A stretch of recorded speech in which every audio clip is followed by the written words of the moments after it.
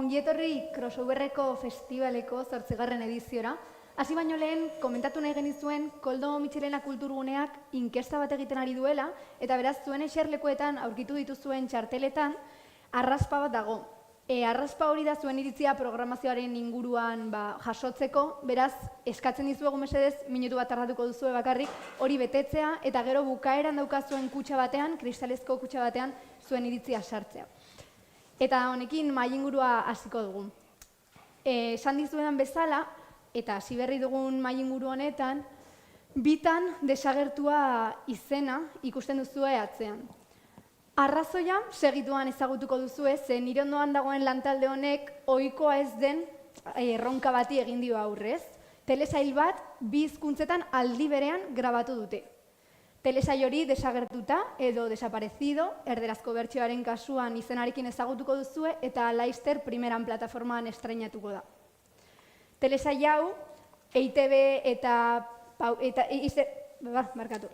Telesail hau EITB eta Netflixen laguntzarekin eginda, Pausoka eta Zebra Produkzionesek ekoiztu dute, eta Gipuzkoako Foru Aldundiko laguntzarekin eginda. Nire ondoan dagoen lantalde honek, Unai Iparragirre, EITBko eta primeraneko zuzendaria, Xabi Zabaleta, produktorea, gidoilaria eta sortzaileetako bat, eta Ane Roth, telesaileko protagonistetako bat, daude gaur nirekin. Bueno, lehenik eta behin, mila esker gurekin egoteagatik eta gonbite hau onartzeagatik. Hasteko sorkuntzarekin hasiko gara hizketan, ze telesail bat, grabaketa bat da ez, baina bi hizkuntzetan egin duzue. Hortaz, publikoak edukiko du aukera ikusteko telesaila nahi duen hizkuntzan. Eta aktoreen ahots originalarekin, doblajerik gabe. Hau azken finean, Xabi, ez dira bi filmaketa, nondik atera da honen ideia? Printzipioz guk telesaila ETB-rentzako pentsatu genuen, eta Madrilen aurkeztu genuenean Zebra Produkzio ekoiztetxeari ideia asko oso ditzaien, eta Netflixera joan ginen, ia beraiek ere proiektuan parte hartu nahi zuten. Eta beraiek pixkat luzatu zuten erronka. Esan zuten, euren datuen arabera, 80%ak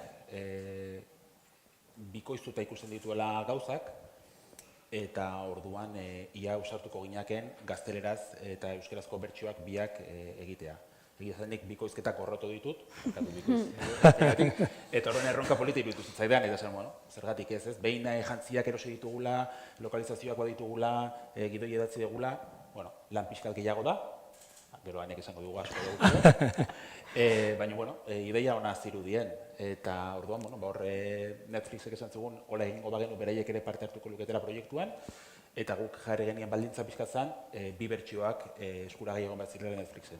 Gure euskararen aldeko apostuarekin ere, esan duzun bezala euskerazko bertsioa primeran egongo da, eta gero aurrerago, lehenago primeranek edukiko du esklusiba, eta gero Netflixen egongo da eskuragai, bi hizkuntzetan nahi duenak euskeraz ikusiko du, nahi duenak gazteleraz ikusiko du, edo asko gustatu bazaio, behin hizkuntza batean, eta gero beste hizkuntza batean ezberdintasunak somatzeko, ze badaude ezberdintasun batzuk ere badaude, guk asko ikusten ditugu batez ere aktoren antzesteko eran.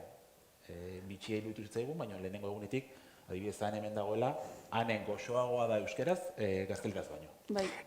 Euskera hizkuntza moduan goxoagoa delako. Ez dakit, arrazoia, beti izan digute euskaldunak oso hotzak garela edo, baina batean hanek sekuentzia bera euskeraz egiten zuen, eta gero gazteleraz, eta beste gazteleraz... Gainera, gazteleraz enekixen nola goxotu. Ainoa hierroek esatu zen, baina hane, inberdina. Hanik esaten, gehiago, nabil supergoxo egiten. Baina ez, erderaz gatuteten. Ez dakiz edatxik. Orduan, horrelako aldaketatxoak badaude. Bestela, telesaiak biak berdin oso antzekoak dira, iraupen aldetik beti aldaketa txikitxo batzu daude, esaldi batzuk luzeagoak edo laburrago edo hizkuntza batean edo bestean, baina oso ñabardura txikiak dira, baina bai batzuetan, aktoreen kasuan, ñabardura txikiak badaude, eta hanerenan gaina oso nabaria zen, ez? Egin dezuera bateak, orain gazteleraz, hotzagoa. Orduan, gazteleraz ikusten dutenek, hane hotzago bat ikusiko dute, eta euskeraz ikusten dutenek, pixkatiko goxoagoa. Informazio pila bat aurreratu diguzu, nik hemen danalukan apuntatuta galdetzeko, baina hasiko gara pixka bat jakiten zer dagoen desagertutaren atzean, ze historio dago? Historioa, aspaldi, duela urte batzuk irakurri genuen lagun talde bat, ez dut gogoratzen ze Euskal Herriko mendira igo zen, eta haietako mutil bat desagertu zen. Eta historia hori gure buruan gelditu zen, Eta hori da pixkat telesaia kontatzen duena, ez? Lagun kuadrilla bat Aiako mendietara igotzen da, han kobazulo batean parranda bat egiteko asmoz, justu azken azterketen aurretik, eta hurrengo egunean Jonek, hortik dabilen Jonek, lehenago jaitsi beharra dauka futbol partida daukalako. Instagramen mezu bat grabatzen du, txantxa moduan edo agur esanez, eta benetan desagertu egiten da. Orduan, hortik aurrera, ikusleak eta ikertzaileek eta lagunek ere ez dakite Jon non dagoen. Ia benetan desagertu ote den, berak txantxa moduko bat egin duen, lagunek zerbait egin ote dioten, bere aitak akaso zerbait egin ote dion, eta hori dena ikertzen badago Maite izeneko pertsonaia, Itziar Atintza dena, eta lagun kuadrillako kide baten ama aldi berean. Unai, zuen kasuan, nola iritsi zitzaizuen proiektu hau, eta zein da primeranek edo ETBek egiten duen apostua desagertutarekin? Bueno, proiektu hauen duela 2 urte EITBek zabaldu zuen lehenengo aldiz konbokatoria berezi bat euskarazko fikziozko telesailak eskatzen eta Pausokak proiektu hau aurkeztu zuen. Eta ni, lehenengo eta behin esan nahi nizueke eskerrik asko mahainguru honetara gonbidatzeagatik eta baita publikoari ere, dagoen eguzkiarekin ondartzara joan beharrean ona etortzeagatik, baina oso egokia iruditzen zait jarri diozuen izenburua saio honi, ze benetan da bitxia eduki berdin bat fikziozkoa bi hizkuntzatan egitea, ez? Nik, orain Euskal Irrati Telebistan nago, baina aurretik Discoveryn egiten nuen lan, eta han bai egiten genituen telebistako saioekin, kasu hartan Londresera hainbat aurkezle eraman herrialde ezberdinetakoak eta hizkuntza ezberdinetakoak, eta bakoitzak ondoren egite zuen bere herrirako saioa bere sarrerekin. Baina hau fikziora eraman da, nik ez dute inoiz ikusi. Ordune, posten hau zuek ere bitxi moduan hartzea proiektu hau, eta ze gustatu zaigun, guk erabakiak beti gauza berari begiratuta hartzen ditugu, ez? Edukia potentea den, ala ez.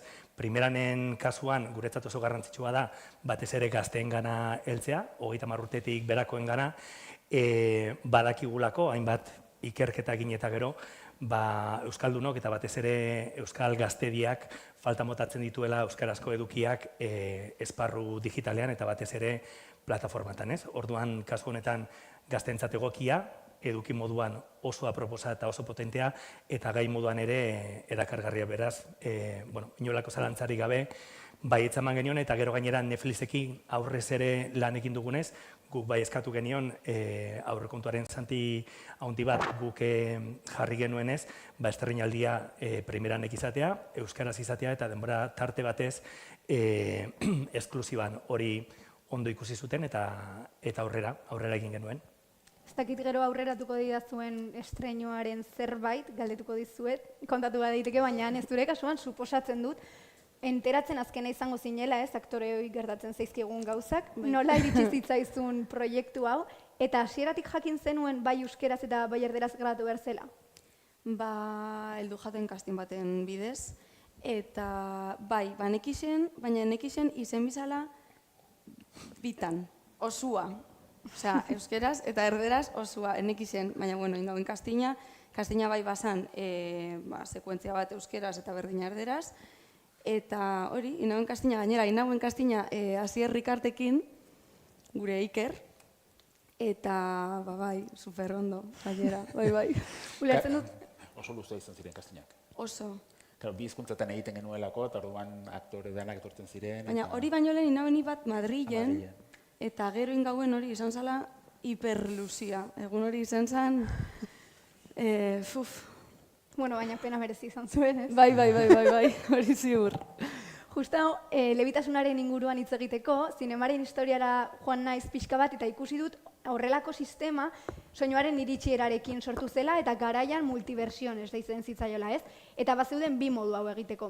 Aktore berdinekin egin zitekeen edo ezberdinekin. Ezberdinekin, adibidez, John Waynek egin zuen behin, berak bertsio amerikarra egiten zuen, eta gero set berdina erabiltzen zen, pelikula baten bertsio espainola, italianoa egiteko. Baina komedian gertatzen zen garrantzitsuena zela aktorearen presentzia edo aktorearen talentua, ez? Eta orduan, horrelako pelikuletan, aktorea arduratzen zen, bere papera ikasteaz, beste hizkuntza batzuetan. Hau da gutxi gora berazuek egin duzuena, eta suposatzen dut, kastina egiterako garaian, ere hori kontuan eukizen utela ez, aktoreak, bai euskera eta bai erdera menderatu behar zutela. Nola izan zen hautaketa hori? Bai, guk horri, gure lehen baldintza zen euskera ondo menderatu behar zuela, eta gainera kastina, Madrileko produktor batekin egin genuen ez telesaia, beraiek esan zuten ez, lehenengo utzi guztuen Madrilen egingo dugu, eta guztien, euskeraz jakin behar dute, eta orduan, bialtzen zizkiguten batzuk, eta zaten, beira hau da, eta ez du balio, eta ez duelako euskaraz ondo egiten. Eta beraiek ez zuten ulertzen, beraiek esan zuten, niri ondo, ezagit, eta gaina representanteak, beti representanteak zute oso ondo, beraia, zure aktoreak badaki, gidatzen, eta tiroko narko, eta dena egiten daki, eta gero etortzen da, eta patinatzen, por supuesto, dana, holakoak izaten dira representanteak ez, eta horrein, esan dit, eske beha, ama hizkuntza daukala euskera, ezakit zer, eta ez.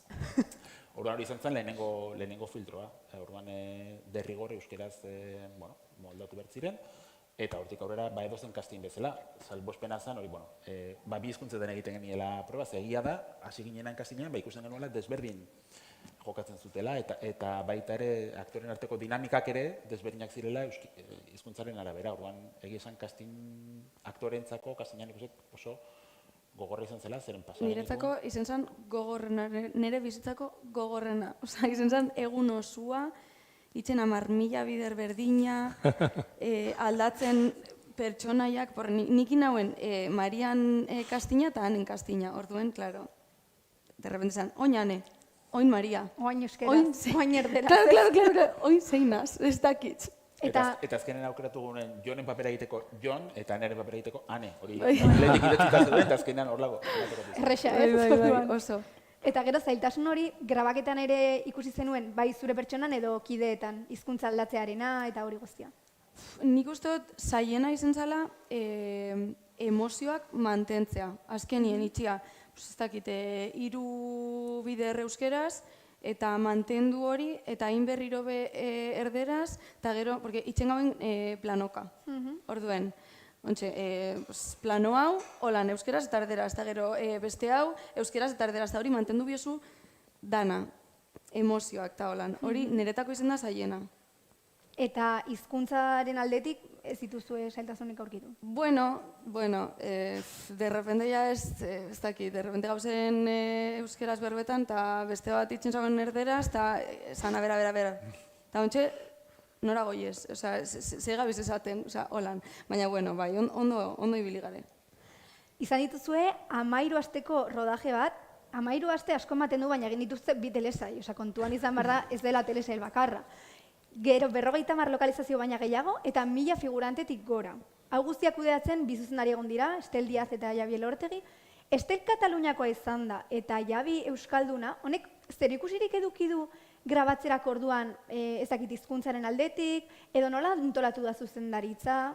Bakoitzak 4 egin ditu, ez? Bai, bakoitzak 4 egin ditu, Estelek lehenengo 2., 7. eta 8. eta Javik 3, 4, 5 eta 6. Estel dator Netflixek gomendatuta, zeren bera izan zen show director, eta hainbat Netflixeko telesail batzuetan parte hartuta, eta orduan, ez guk egin genuena izan zen, alde batetik genuen Ainhoa Ayerbe, hor asko lagundu digun Ainhoa Ayerbe, bera izan da aktore zuzendaria, orduan, zetean egunero zegoen, eta orduan, alde horretatik, egun batzuetan guk lokalizazioka grabatu dugu. Ez dugu atal grabatzen, bezik eta aste bete pasa dugu adibidez, institutuan. Orduan hor, egun batzuetan grabatzen genuen lehenengo ataleko sekuentzia batzuk, baina baita ere bigarrenekoak eta agian 4. atalekoak. Orduan, goizean Estel zetorren eta arratsaldean Javi, edo alderontziz, edo beste egun batzuetan, egun osoa Javik pasatzen zuen setean edo Estelek, ez? Orduan horre eta aldi berean 2 montatzaile ere genituen, eta jundira dana montatzen, eta horrela antolatu dugu, bestela 8 atal ia biderbi, zuzendari bakar batentzako gehiagitxo izango lirateke ez, eta egizan, nik uste prozesua ondo jundela, gogorra izan da, zer hori dekoratu asko izan dira, asko kanpo aldean, gaina iraian hasi ginen, eta esan lehenago joan gaitezen mendira, iraian eguraldi hona egiten du, mendila jongo gera, venga, iraia bai.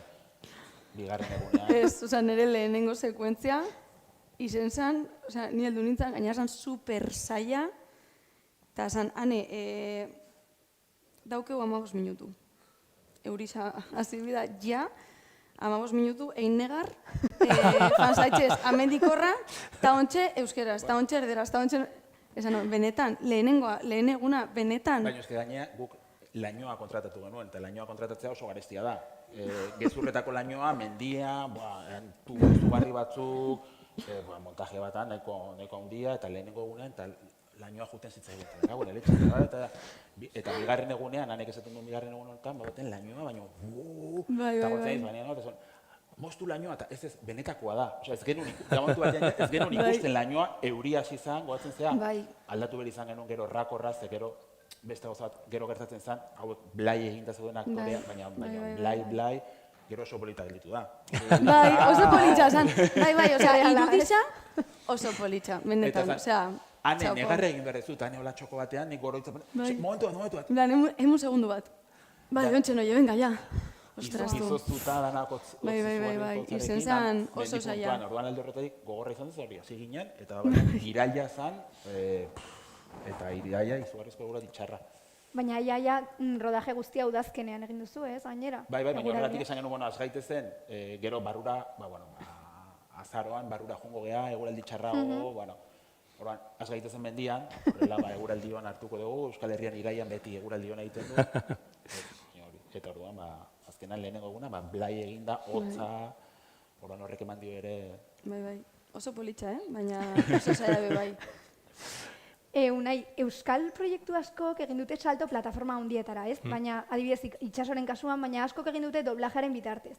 Zuk onurak aurre ikusten dituzu proiektu honekin, beste plataforme batzuetan bai euskera eta bai gure produktuak zabaltzeko? Nik horretan bat egiten du Xabirekin,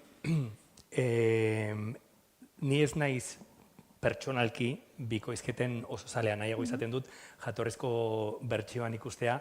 Bai ulertzen dut, onurak daudela bikoizketarekin, saio bat edo filme bat edo telesail bat zerotik jatorrezko hizkuntza baten egitea askoz garestiago dalako, ez?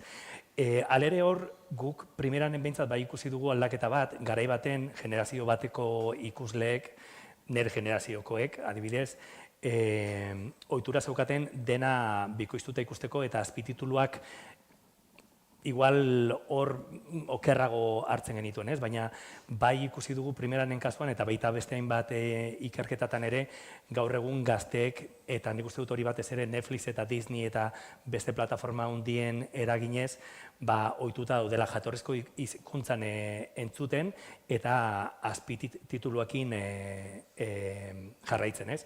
Baina zentzu horretan nik uste dut saio honek egartzen duena dela bi saio egin direla bat jatorrizko hizkuntzan primeranerako euskeraz eta beste bat Netflixentzat erderaz. Eta hori bai uste dut onura bat dela, ez dakigu gero ikuslegoak nola hartuko duen, ze lehen esan dugun bezala nik takidana lehenengo aldia da horrelako gauza bat egiten dena fikzioan, ez? Baina uste dut gauza bakoitzak edo baduela bere onura. Eta jende batentzat nahiago du bikoiztuta, beste batek nahiago du azpi idatziekin eta beste batek jatorrizko hizkuntzan, ez? Eta eduki dituzue erreferenterik hau egiterako garaian? Igual ez zure kasuan, Xabi, edo bestek ezagutzen dituzue? Ikertzen ibili ginen, eta lehen aipatzen zenuen, ez? Hollywooden garai batean egiten zen, esaten duten ez Dracula estatuatu eta garaintzen Dracula Mexikon rodatu zen, eta dirunez bertsio mexikarra hobea zen, eta orduan Amerikarrek ordaindu zuten hori eskutatzeko. Hemen erlauntza eginda duela ez hainbeste, Katalunian ere bai, Katalunian ohitura gehiago dago pelikuletan horrelako gauzak egiteko, eta gu ikertzen jarrita topatu genuen Eskandinavian telesail batek antzeko zerbait egin zuen, baina haiek ingelesera egin zuten bigarren bertsoa, baina aktorea aldatu zuten. Gauza xumeago bat zen, zer da bikote bat gau oso batean zer, orduan atala da ordu bat, atal bako izan da beste ordu bat, eta bikotea ateatzen da denbora guztian. Eta gizonezko aldatu zuten eta emakumea mantendu zuten. Suediarrez eta ingelesez egin da, orduan gizon aldatu zuten. Hola, guk egin dugun bezala, guk ez dugu topatu beste eredurik. Egia da, bereiekin hitz egin genula, ekoizleoiekin hitz egin genula, eta laguntza eman zigutela, eta asko animatu gintuzten hau egitera, eta gu oso pozik. Eta nik ez da denborazko Euskal Telebistan 3 urte eta gutxi, baina nire lankidei galdetu diet, eta Euskal Irrati Telebistaren historian ba omen da lehenengo aldia horrelako gauza bat egin dena. Hala ere hona etortzeko datu bat eskatu diet, bitxia izan dela editorei, ia badokagun datua, ze ezberdintasun dagoen bi bertsioen aldean, euskerazkoa eta gaztelerazkoa. Orduan guk egin duguna da euskerazko bertsioa montatu, eta gero hori erabili dugu oinarri bezala, eta horrezkatu ditugu, hitz egiten daudenean. Eta azkenean, bitxia izan da, zeren 15 minutu bakarrik, erabili ditu, lehenengo atalak ditu 37 minutu, 22 minutu berdina dira, irudi berak dira. Eta 15 baino ez dira izan, gaztelerazko elkarrizketak dituztenak. Orduan, asko erabili dugu, ja euskeraz sortutakoak gero gaztelerara erabiltzeko. Orduan, hori oso antzeko gelditzen dela telesaia, azkenean badaude gauza asko, gero ikusko dugun bezala, zatitxo bat, irudiak berdinak direla. Nik izan beharra dukat bakarrik euskerazkoa ikusi dela, eta erderazkoa ere ikusteko desiatzenago konparaketak egiteko. Musika hori bai, guretzako garrantzitsua den, musika eta guk euskeraz jarri ditugu, euskal musika, eta bi bertsioetan, lehenengo atalean dagoen musika bat Thatchers eta Hughes daude, talde desberdinak euskal taldeak dira, guk hori bigarren atalean dupla dago, hori dena, bai euskeraz eta bai gazteleraz, musika bera da. Oso ondo. Euskal kultura munduan zehar zabalduz. Bueno, azken finean hemen ematen den historia bat da, ez? Hori da. Orduan abestiak berdinak hori izan izan ziren. hori gure apostua zela ere, eta hortik horrekin goazela ere. Eta esperientzia guztia bizita, zailtasunak mendiko, ez dakit dana hori, errepikatuko zenukete? Bai. Bi hizkuntzetan egitearena. Bai, ziur gainera. Hor, aneri ez diogu esan, eta aktorei desagertuta bi hiru hizkuntzatan egingo dugula. Bale. Inglesera sartu dugu. Nik errepikatuko nuke, hemen Javi Elortegi ez dagoenez, berarekin eztabaidatu nuen justo horri buruz lehengo gunean. Berriz, berriz. Errepikatuko nuke iruditzen zaite aukera polita dela uneik dion bezala hortik bidaiatzeko, eta... Asko ikasi dugu, eske izena kristona. Bai. Eta niretzako bioz, nik komoan egon, gozada batzan ikustea aktoreek zerrez pasatzen erabiltzen zuten hizkuntza bat, beste egia da batzuetan, nazu iten ziala eta bat azitzen euskeraz, eta besteak bat batean erderaz erantzun, eta markatu nahiz konturatu, eta holako gauzak, baina nik uste nahiko harina izan dela, eta oso ondo dela. Bai, oso ondo pasau dugu. Eta gero, nik esan nahiko nuke era pixkat erromantiko baten, niretzat euskaldun moduan eta euskaltzale moduan, gozada badela euskara menperatzen duten aktorentzat aukera gehiago egotea, ez? Bi hizkuntza menderatzen badituzu, badaude lan batzuk, zuk egin ditzakezunak bi hizkuntzak menderatzeko, ez? Eta hori iruditzen zait oso mezu polita gaztediari, ez? Euskara ikasi, erabili eta euskaraz ere lan egin. Eta lan egiteko aukera gehiago izango dituzu. Noski eta ezagutzera eman bi hizkuntzetan ez azkenean. Esan dugun bezala, hitza ez da bakarrik hizkuntza bat ere da mundu bat, ez? Komentatu duzu pixka bat, zure kasuan ezberdintasunak zeudela, erderan igual gogorrago zinela edo, baina nola sortu duzue, edo nola saiatu zarete sortzen, giro bera bi hizkuntzetan. Ensaioetan lan asko egin duzue, ala dena setean egiten zen? Ensaioetan eta holan, usteot, garrantzitsuena izan zen, kuadrilla hori sortzia. Eta horrekin jauki dugu, eske, ingelesez, txinos, jagare kuadrilla bat, ez dakizu, berdin jaku. Eta bai, usteot, hori izan zala gauzia, ensaioetan eta holan, kuadrilla hori sortzia, gure relazioak bai, hori dana sortzia, eta horrekin, fanzetera, eta ala jazta, gurosu nahin. Eta horrekin, euskeraz, erderaz, o txinos bai. Orduen, ez dakit, ez dut.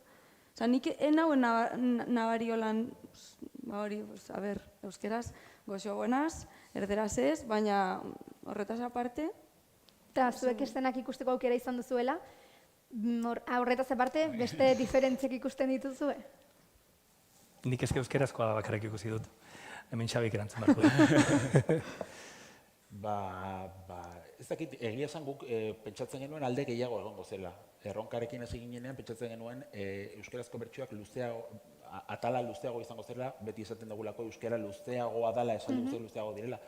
Baina gero esaten dizut, oso antzeko dira, lehengoan Josu soinu teknikarik esan zuen, baina oso antzeko dira biak, orduan, gehiago dira hori, baldaketa puntualak, aktoren batzuk ezberdinak ikusten genituelako, hizkuntza batean edo bestean, baina nik uste orokorrean, giro azken finean bera da, lekuak arropa dana oso antzeko dira, orduan alde horretatik, iruditzen zait nahiko antzeko doala, ez? Askotan ezakizu ere dan, guk badukagulako ohitura bat, eta igual, ezakit, nik Ainhoa Larrañaga urte asko daramatzat ezagutzen, eta Ainhoa Larrañaga niretzako euskeraz da, eta orduan naturalago egiten zait gazteleraz baino, eta beste bat agian gazteleraz ohituago zaude, baina nahiko antzeko izan da nik uste dut hori guztia, ez?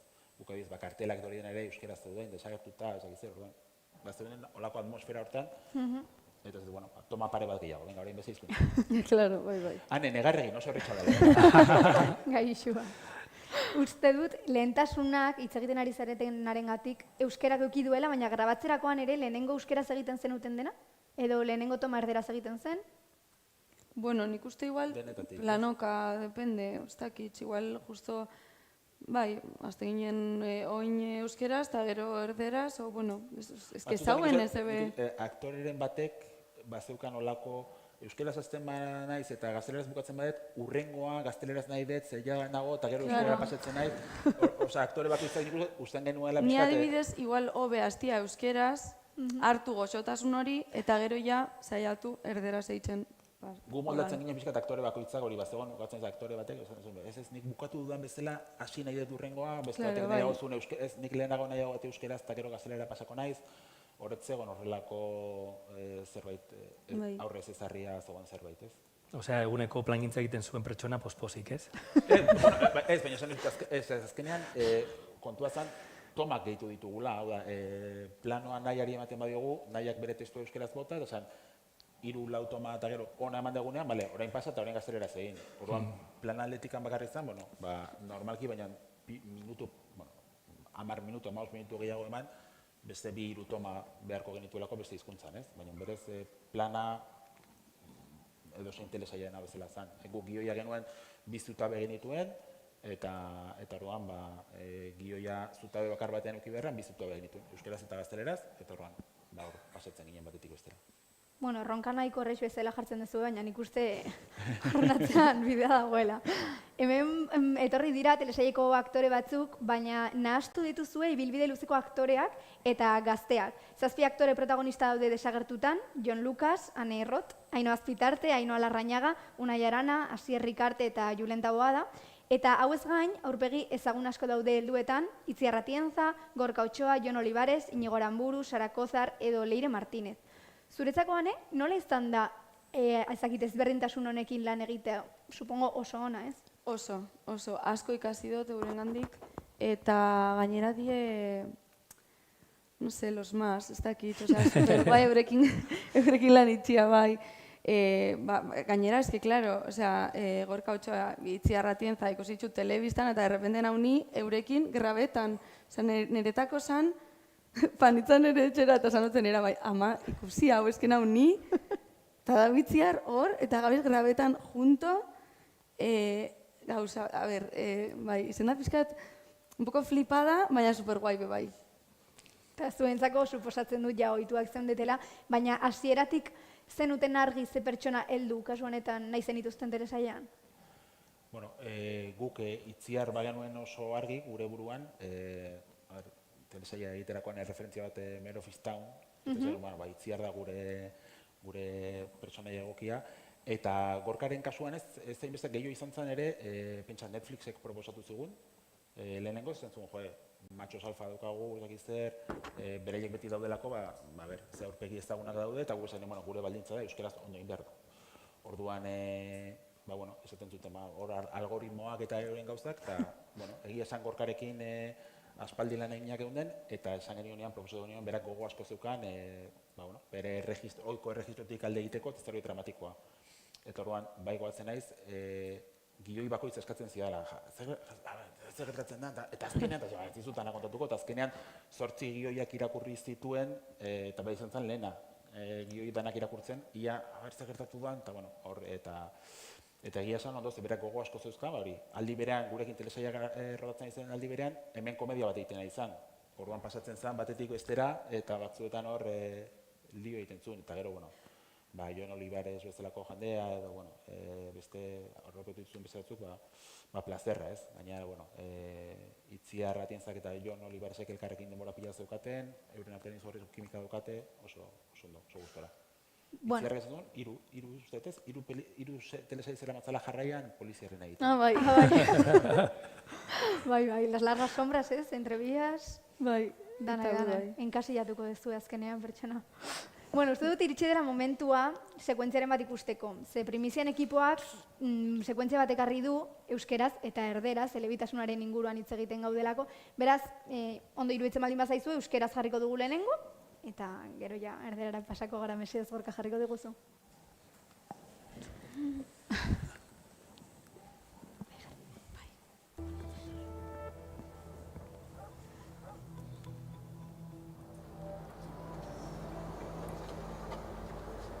Egin nahi duzu.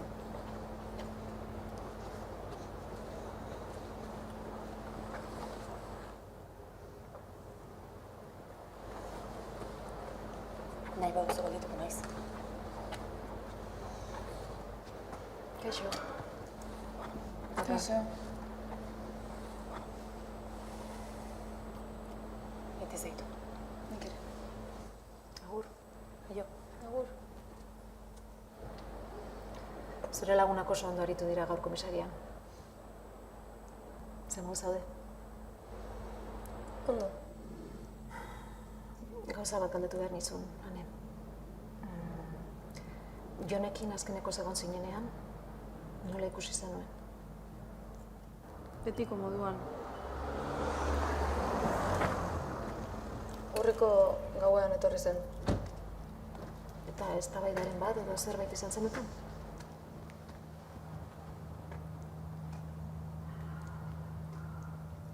Kaixo, ez nahi zure meniko festara joango, ez saiatu. Zure portalean nago. Jaitsiko zara? Ezin dut. Ez izan horrela. Ez naiz jaitsiko, astuna. Txirrina joko dut. Ez da pentsatu ere. Zatoz nirekin buelta matematea. Ez. Txikitxo bat. Zure pisua, 3. eskerra edo eskubida. Beti nazten naiz. Ez da pentsatu ere. Atza botoiaren gaina daukat, 3, 2, 1...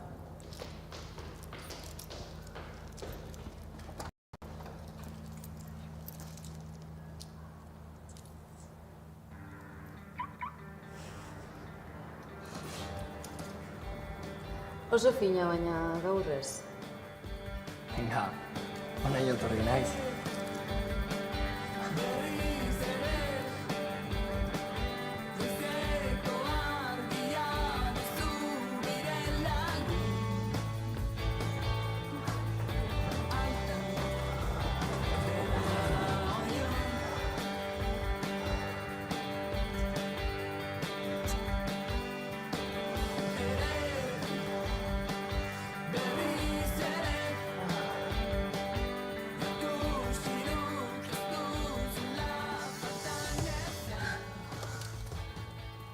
Bilatzen hauzu. Zer nahi duzulako?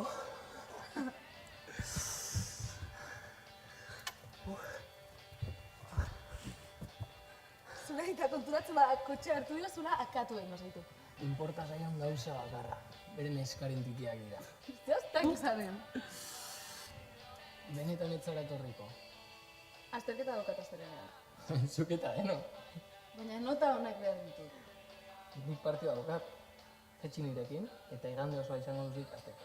Bai, kristonatzearekin. Ezean? Eta zutokatara. Karri gutxiko nauzu. Ez egin biktimarena. Bai, etorri. Ez jarri hartu egin, ez duzu hartuko. Ez, benetan, ez dut hankasartu. Hau? Zutaz gogoratu nintzen. Txan. Zer dago? Honekin gogoratu zinen nita? Ni ez nahi zain buren bila, Batzuetan bai. Ondo pasa, baina ez pasa, bale? Partido duzu. Ez da agia dudala jokatuko duanela izango, Flipatua. Agur. Agur.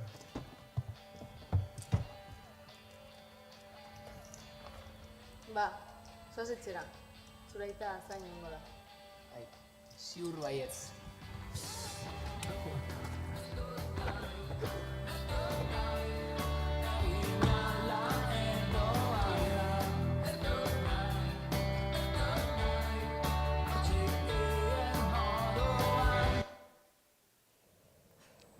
Bueno, eta orain jarraian erderazkoa ikusiko dugu.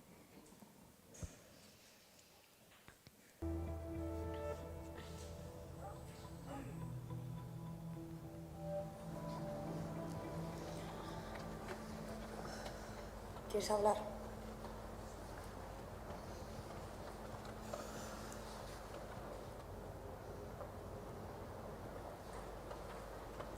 Si quieres me quedo. Hola. Papá. Hola. Te quiero. Y yo. Agur. Y yo. Agur. Tus amigos lo han hecho muy bien hoy en comisaría. ¿Cómo estás?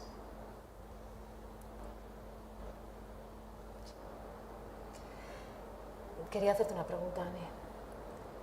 La última vez que estuviste con John, ¿cómo lo viste? Como siempre.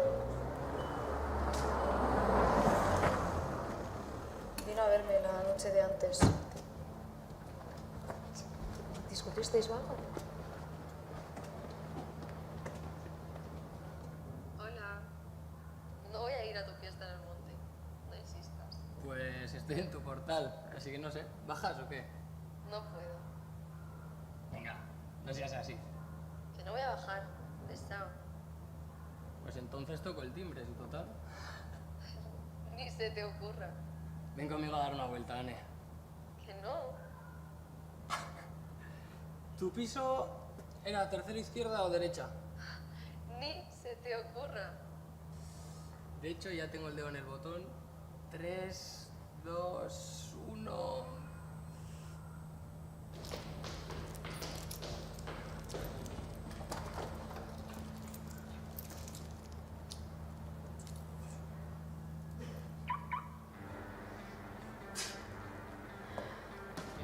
Muy sutil, pero hoy no. Venga, ¿sí venía hasta aquí?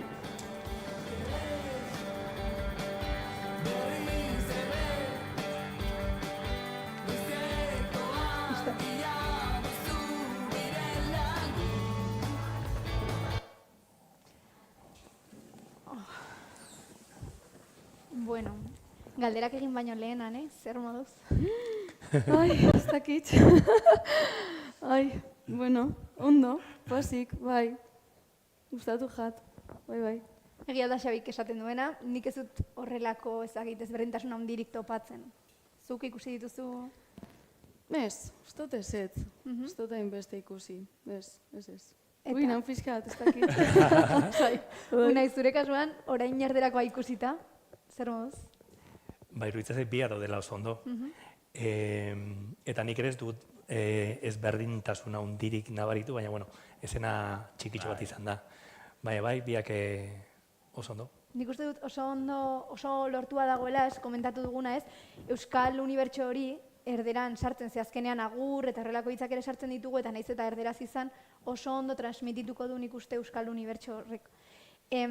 Apur bat hemendik aldenduz, Iruontzako den galdera hau, nola ikusten duzue Euskal fikzioaren panorama gaur egun? Ba, oso ona, ez? Osea, kriston gauzak ari dira eitzen, eta, bueno, nire ustez, igual, inbiko zauen gehixau, esan modura, igual, bale, amen egin, baina euskera zein. Zer da, bizitzen kriston gauzak, baina dierderaz. Euskal Unibertsuan, baina hori igual falta jat, baina uste dut oso ondo goiezela eta gauza oso onak ari garela ditzen. Nik esango nuke, nik 3 urte daramatzat Euskal Herrian bueltan, 20 urte pasatuta kanpoan, eta adibidez zinearen munduarekin, telesailenak gero hitz egingo dut, ni oso harro nago euskalduna izateaz, eta oso harro nago euskal zinemaren mundua egiten ari den lanaz.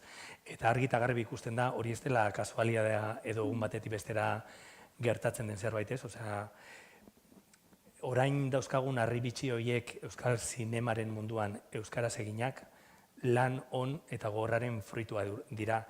Eta gero, telesailen mundura ekarrita eta ja pixka bat Euskal Irrati Telebistaren unibertsora 2020an pandemia garaian ni oraindik ez negoen hemen, baina Euskal Irrati Telebistak atera zuen konbokatoria bat, telesailetan ere Euskal ikusentzunezko independentea bultzatzeko, konbokatoria horretatik 3 harribitxi atera ziren. Ondarraoak, Alardea eta Altsasu. Eta uste dut, ni oraindik ez negoen Euskal Telebistaren zuzendaritza, baina esango nuke zuzendaritza horri begiak zabaldu zitzaizkiola eta bide bat ikusi zuela. Eta Euskal ikusentzunezko independienteei horretan, merkatu horretan oinarrituta oso gauza arrogoteko modukoak egin zitezkela eta bide horretan jarraitu dugu. Eta aurten adibidez, beste hainbat konbokatoriatatik ateratako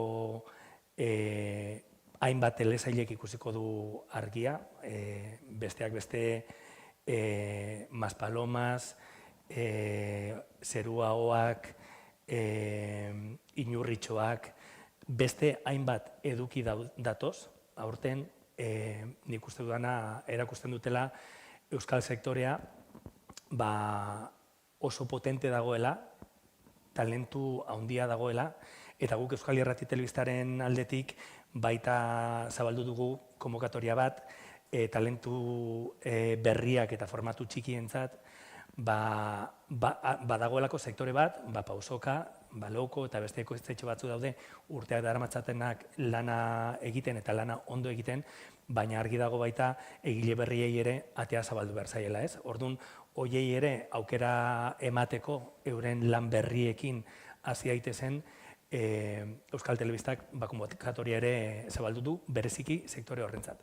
Orduan, zentzu horretan, hobetu daitekeela hori beti. Eta hobetu beharra dagoela, hori egin beharko gunuke gutako bakoitzak egunero, ez? Gure lana ahalik eta ondoen egin eta egunetiko egunera hobetzen saiatu, baina nik uste dut sektorea indartsu dagoela eta harro egoteko moduko sektore badaukagula, eta ari gara betetzen urte askotan hor egon den hutsune bat, edukiak, fikziozkoak, euskeraz ikusi nahi dituen ikuslearentzat hutsune bat betetzen ari gara.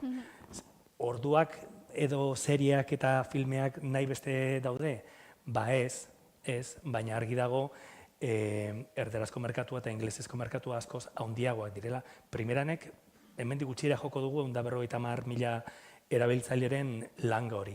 Eta bataz bestez, primeran plataforman 50.000 ordu konsumitzen dira euskeraz.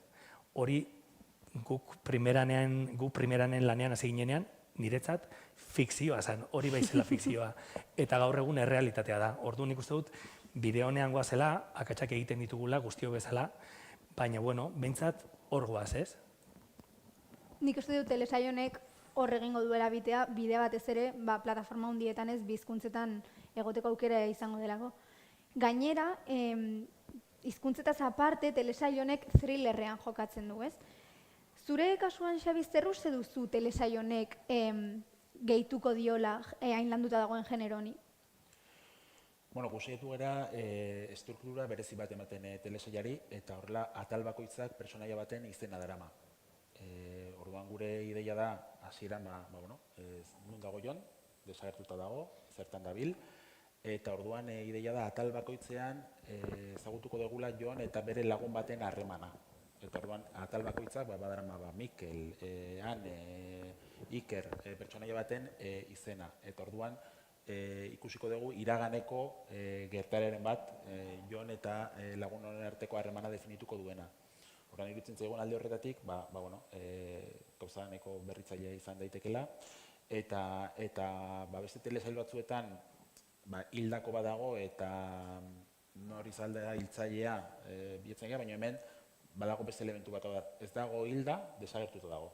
Orduan ez dakigu ia desagertuta dagoen, edo hilda dagoen, edo berak nahi duelako, edo ez, orduan elementu ekin pixkat jolasten saiatu gera, eta gero, polizia nagusia edo ikertzailea ama denean ere, harremana ezberdina da, ez da ikerketa bat, baizik eta harremanetan oso oinarrituta dago telesail ikusten batez ere harremanak erakutsi nahi izan ditugula, ez. Eta estrukturaldetik, kontatu daiteke, misterioa nola eraiki duzue? Hasieran jakiten da nor den desagertuta dagoen hori, kontatzen da hasieratik zer gertatu zaion, ala poliki-poliki deskubritzen doa? Lehenengo minutuan jakingo dugu Jon desagertu dela. Eta orduan hemendik aurrera Jon bakarrik flashbacketan azalduko da. Iraganean egin dituen gertaeratan.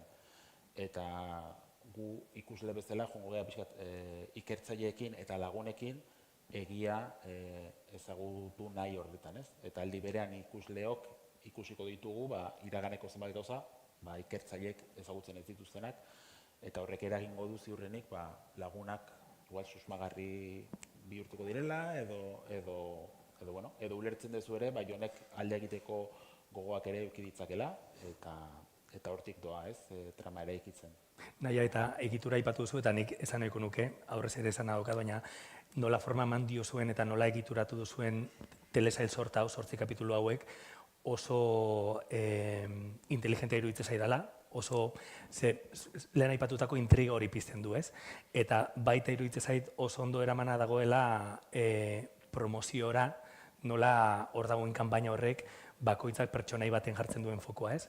Eta iruditzen zait oso ondo egindako lana bai egitura aldetik eta baita promozio aldetik. Lorea botatzeagatik. Ane, zure kasuan lehenengo aldia da thrillerra lantzen dezula? Bai, eta asko gustau jat. Bueno, nire genero gogokoena da, así que niretako izen zen kristona bai. Baina, ostras, usteoz zaila dala, gidoia jakinda, nola mantendu misterio hori eta hori, osea, superpolitxa ikustia, baina itxia oso zaila da, azkenien dana badakizu, ze gertatzen dan eta badakizu orduen, baina oso guai egon da, asko gustau jat, bai. Eta aktore bezala zer iruditu zaizu zailena genero aldetik, edo zerk erakartzen zaitu gehien? Bai, igual zailena hori, bai, mantentzia, jo, ez que gure esan eze be. A ber, bai, adibidez, bueno, a ber, ez que ez dakiz esan, bueno, gauzi da, anek... Pi, anek daki X gauza, ez? Eta orduen, hasieran, se supone hori ez dakizela. Agian ez dugu esplikatu, ane da Jonen neskalaguna. Bai, hori. Uste dut ulertu dela pixka bat. Ane da mendira igo ez den bakarra. Gauza gehi ez esan, ez? Estrenaldia lasterator. Orduan, bueno, hori bai esan daiteke. Esan ditute 6 lagun igo dira eta ane izan da igo ez den bakarra hemen ikusi dugun bezala ikasi behar duelako. Nik uste zailena izan dela pertsonaien gezurrak mantentzia. Aktore bezala, esan nahi duzu grabatzerakoan, Bai. Spoiler. Isildu inbinazio galo beto, Ez que honekin ezin dut. Ez que ez dakit noa esplikau eta de repente hanka sartzen dut. Niri zait thriller oso genero zaila ekoizteko. Eta kasu honetan, ez dakite Xabitan ados dauden, baina lehenengo kapituluan jakitzen da gutxi gora bera zer gertatu denez, baina gero bideo hori ikuslarentzat zer gertatu den hori deskubritzeko bidea 8 kapituluetan zehar mantentzen da. Eta iruditzen zait hori bai egitura aldetik, bai gidoi aldetik eta bai antzezpen aldetik oso zaila dela. Eta gainera esango nuke, eta orain guk hor dago nahi noa nire lankidaketanik primeranen datuak ikusten ditugu, baina bai izango nuke Euskal ikusleak bentsat primeranen daudenak thriller generoaren oso zaleak direla. Eta orduan, itxaso egin genuenean ikusi zen, oso harrera ona izan zuela, hau ere thriller bada, eta nolabaiteko bertigoa ematen dit neri, uste dudalako gure ikusleak oso onak direla thriller generoan, baina iruditzen zait baita pausokak eta lantaldeak eta aktorek kriston lan egin dutela hori, ez? Ez dalako erreza interesa eta intriga eta suspentsia mantentzea 8 kapitulotan zehar. Hor divertigarria gu orain gabiltza, soinua, kolorea eta egiten, orduan prozesuan jende berria sartzen da, igual gioiak irakurri ez dituena, orduan ikusten hasten direnean berehala galdetzen diogu, eta zer gertatu dela, eta karo, bestela gioiak irakurri duen jendearekin aspergarriagoa da, zer badaki zer gertatu den, ez? Eta horren hori, divertigarria, teoria desberdinak nola juten diren sortzen eta horrela, hori ondo dago, eta nahiek esaten duen bezala, feedbacka horrein arte, oso nahi izan dela, ez jende guztia, bakoitzak badauka bere teoria bat, batzutan oso eroak eta beste batzuetan errealitateak gertuago daudenak, baina divertigarria da alde horretatik ere ikustea zer gertatu denez. Baina, guri ere alde pertsonala ere horri ere garrantzia handia eman diogu, ez? Bakarrik jakitea, thrillerra, zer gertatu den, baizik eta besteak ere, indarrere hor jarri nahi izan dugu. Eta zuek ikusle sortzaile aktore bezala, uste duzu erresa dela asmatzea zer gertatu den? Porra bat egiteko lagunekin? Ez, espero ez. Bestela gaizki egingo genuen lana. Nik uste ez dela erresa. Nik endu nintzanean izen zan barkatu. Osa, enagun espero. Claro, ze zuri iritsi zitzaizkizun poliki-poliki, ez? Claro. Ez danak batean. Da, irakurri nabenien, gelditu nintzen, en plan, ezin da izen. Eta jazta, ez dut esan behar gehiago, porque, bueno. Nik esango dut nik ere bat egiten duela anerekin, ez da erresa. Zenuen esmatu. Eta bigarren denboraldi baterako, amaiera, itxita, irekia uzten duzue. Txinatarra sartuko dugula adostu dugu, ez da? Bai, eta ingelesa bai. Hau nik erantzungo dut iruditzen bat dizu. Idatzita nola dagoen behintzat, idatzita dago telesaila itxia izateko, baina nahi izan ez gero, bigarren denboraldi bat egin ez gau da. Historia nagusi hau kontatu da eta itxita dago, baina guk buruan badaukagu beste bigarren denboraldi baterako hasiera nolakoa izango litzakeen eta hori. Baina berez hau ikusten badizu eta hemen amaitzen bada, nik uste oso ondo amaitzen da eta bere hortan amaitzen da. Baina aukera egon liteke beste unairi hitzartuko diot eta... Hori ikusleek esango dute. Hori da. Baina pausoka gainera oso, eta Xabi oso onak dira, denboraldi batek ematen duenean bukatu dela, ondo joan baldin bada bigarren bat ateratzen, ez? Itxatxitarekin erakutsi zuten, itxatxita berriz, eta beste hainbat edukirekin ere erakutsi dute. Badakitela nola teorian bukatu den historia batetik jarraipen atera, ez? Orduan, bueno, ikuslei esango diegu... Inkesta bat pasako hori da. Primeranen jarri dezakezu gero, bigarren denboraldirako. Hane, zure pertsonaiari gustatuko litzaioke jarraitzea, edo zuri? Bai, claro. Gainera niguro zeu segeizago jakitzia. Bai. Así que, Xabi. Nundik fango da, Ane. Ez dugu lehenengori hitzegin, bigarrenari buruz hitzegin. Bai, egisa da. Gaina ikusita zuekazun gaitasuna sekretuak abortitzeko, hemen beste ordu bete ematen badigute, ja... Destripau. Spoiler alert, hau crossover da, ez da spoiler festival. Ja, barkatu. Izan diteke, bai. Ez dakit aurreratu daitekeen edo pentsatuta daukazuen noiz izango den aurre estrenaldia. Bai, ez? Bai, maiatzaren 22an. Aktorek ere etzekiten, Ja. Urduri zeuden. Maiatzaren 22an, primeranen. Hori da, eta komentatu duzun bezala, lehenengo primeranen egongo da bakarrik euskeraz, hori da akordioa, eta gero Netflixen egongo da bi hizkuntzetan, ez? Bai. Eta zenbateko EPA eman duzue? Hori ezin dugu esan. Top secret. Esan dezakeguna da jendea primeranen ikusi behar duela. Oso ondo.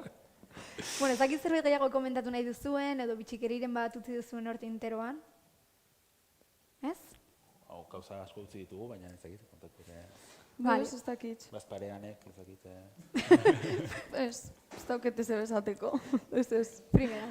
Bueno, nik uste dut horrela ikuslegoa nahiko lase gelditu dela, ziur nago galdera pila bat izango dituzuela, baina hemendik kanpo komentatu beharko dituzue, ze mahai ingurua itxi behar dugu. Mil esker zuei, Unai, Xabi, Ane gurekin egoteagatik, espero dugu pozik eta gustora egon izana crossoverren, eta zuei mil esker gurekin gaur egoteagatik, espero dugu primeranen telesai ikustea eta asko gustatzea, bozkatu bigarren denboraldi baterako zeaneko goa daukaukitego, eta horrela izten dugu mahai ingurua, eskerrik asko etortzeagatik, eta mil esker. Eskerrik asko. Ai.